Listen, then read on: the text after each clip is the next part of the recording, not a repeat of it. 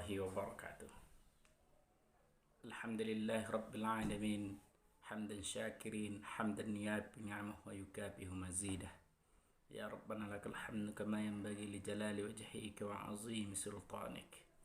Hadirin yang dimuliakan Allah Subhanahu wa taala, kembali kita bersyukur kepada Allah Subhanahu wa taala di mana pada hari ini Allah telah memberikan karunia yang sangat besar, yaitu berupa kesehatan dan kesempatan, sehingga dengan karunia Allah ini kita pantas mengucapkan rasa syukur alhamdulillah kepada Allah. Kemudian salawat dan salam mari senantiasa kita hadiahkan ke ruh Nabi Muhammad sallallahu alaihi wasallam, di mana Rasulullah sallallahu alaihi wasallam telah memperjuangkan jiwa raganya untuk mengangkat umatnya menjadi umat yang berakhlakul karimah. Hadirin yang dimuliakan Allah Subhanahu wa taala, mari kita ucapkan sepotong doa dengan ucapan Allahumma shalli wa sallim wa barik ala sayyidina Muhammad wa ala ali sayyidina Muhammad. Hadirin yang dimuliakan Allah Subhanahu wa taala,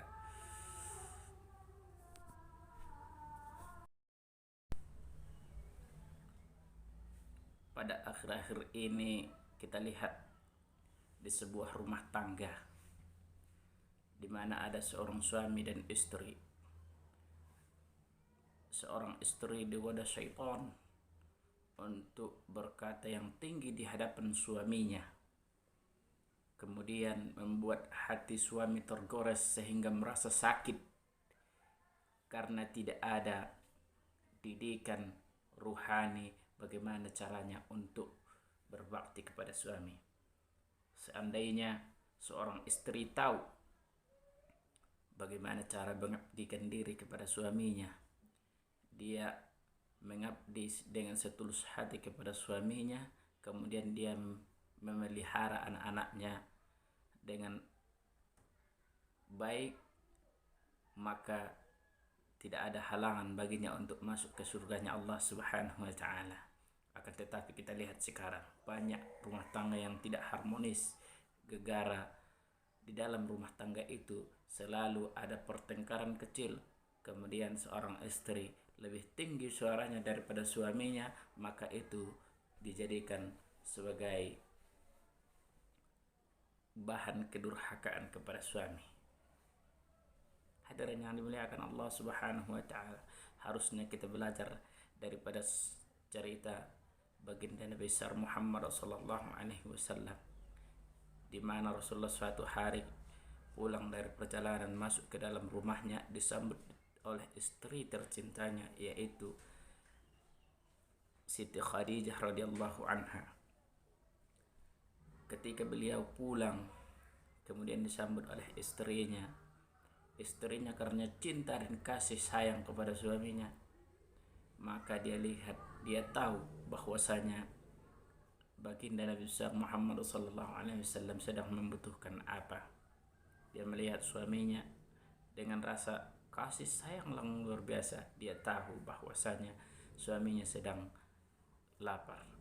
Maka Sayyidina Khadijah radhiyallahu anha permisi kepada Rasulullah sallallahu alaihi wasallam dengan ucapan yang santun. Beliau permisi ke belakang untuk menyiapkan makanan yang disukai oleh baginda Nabi besar Muhammad sallallahu alaihi wasallam.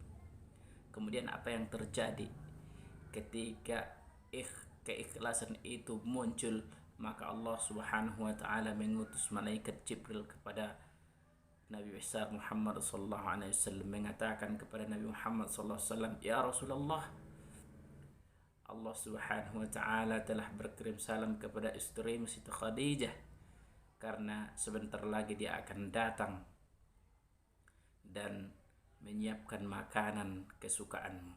Maka sampaikanlah kirim salam Allah dan kirim salamku," kata malaikat Jibril kepada Nabi Muhammad sallallahu alaihi wasallam. Maka di sini kita lihat ketika keikhlasan datang dalam hati istri kepada suaminya mengabdi lillahi karena Allah Subhanahu wa taala, maka Allah Subhanahu wa taala berkirim salam dan para malaikatnya menyukai perbuatan istri tersebut.